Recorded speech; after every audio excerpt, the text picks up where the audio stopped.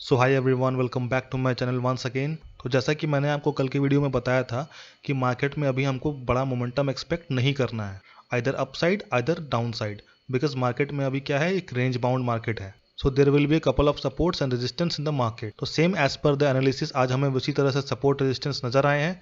तो मैंने आपको कल की वीडियो में बताया था this levels are going to be a support और रेजिस्टेंस। तो आपने अगर कल का वीडियो नहीं देखा है तो मेक श्योर कि आप उस वीडियो को देख लेना, उस वीडियो से आपको काफी कुछ सीखने को मिलेगी। सो लेट्स मूव ऑन। तो कल के वीडियो में मैंने आपको एक बात और बताई थी कि that we will do not go for the breakdown और ब्रेकआउट। तो मैंने आपको क्या कहा था, या तो आपको रिवर्सल प्लान करना है या फिर स्ट्रैडल और स्ट्रैंगल टेक्निक, और रिवर्सल भी हमें प्लान करना था तो स्कैल्पिंग की टेक्निक यूज करके, और आज रिवर्सल यूज करके ही हमारी प्रॉफिट बनी है। तो कल के प्लान बताने से पहले मैं आपको बता दूं कि रिवर्सल कैसे प्लान करते हैं। तो रिवर्सल प्लान करने के लिए हम लोग 3 मिनट के टाइम फ्रेम पे पहले आते हैं। 3 मिनट के टाइम फ्रेम पे हमें देखना है लेवल्स, कहां से मार्केट ने रिजेक्शन लिया, कहां से मार्केट में अपसाइड या डाउनसाइड मोमेंटम हमें देखने को मिली है। अगर आप आज का सिनेरियो देखोगे तो यहाँ पर मार्केट गैप अप ओपन हुआ है, इस लेवल से रिजेक्शन लिया, फिर नीचे गया, फिर इस लेवल से रिजेक्शन लिया।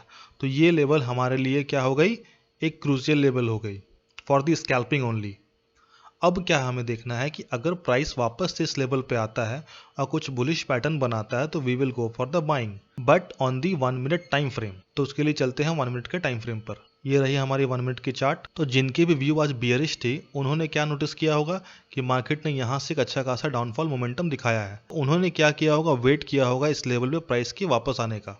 तो अगर आप देखोगे इसी रेंज पे आते के साथ इस ग्रीन कैंडल पे हमें रिजेक्शन मिली और अगले ही कैंडल एक बेयरिश इनगल्फिंग मिली। ये हमारा था एंट्री, ये हमारा था एसएल, और हमें डे लो तक का टारगेट बुक करना था। इतनी इजीली टारगेट मिल गई।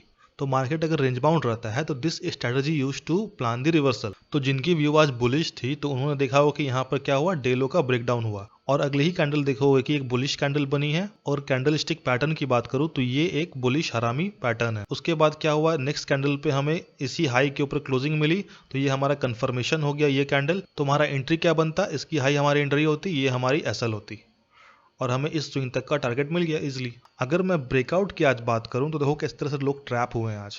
मैंने ब्रेकआउट के लिए क्यों मना किया था, देखो आप आज अगर आप यहां देखोगे तो इस कैंडल से इस रेंज का ब्रेकआउट हुआ है, we will buy up the high, stop loss below the low. उसके बाद क्या हुआ, मार्केट 1 कैंडल कंटिन्यू किया, उसके बाद वापस से आया, अपना एसएल हिट करा दिया। इसीलिए मैंने कल कहा था कि अगर मार्केट रेंज बाउंड रहता है तो we will only go for the reversal, क्योंकि रेंज बाउंड मार्केट में ब्रेकआउट होने पर एसएल हिट होने के चांसेस ज्यादा होते हैं।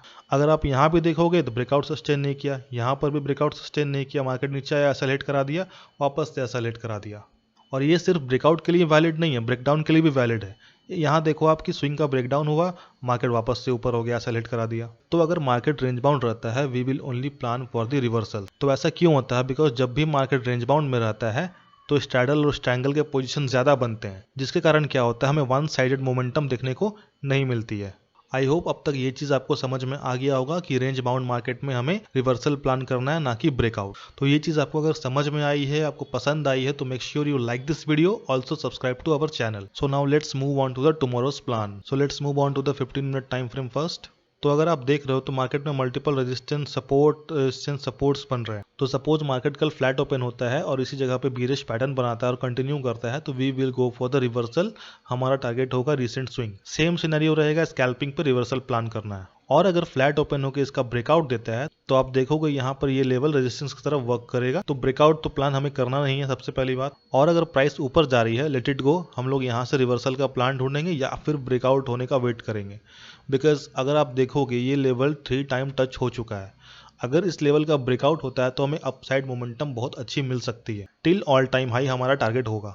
और सपोज कि मार्केट अगर गैप अप ओपन होता है, वापस इस लेवल पर आता है, रिजेक्शन कैंडल बनाता है, कंटिन्यू करता है, we will again plan for the reversal till the level of this resistance. और अगर मार्केट स्विंग के नीचे ओपन होता है, समवट यहाँ ओपन होता है, we again plan for the reversal. और इस स्विंग का भी ब्रेकडाउन देता है मार्केट, तो हम लोग इस गैप फिलिंग के बाद भी रिवर्सल ही प्लान करेंगे। We will do not go for this breakdown level for the gap filling, we will plan reversal after gap filling. तो ये थी हमारी कल की plan. Now I am going to end this video. Make sure you like this video, subscribe to our channel, also join our free telegram community, the link for the same given in our description. Thank you.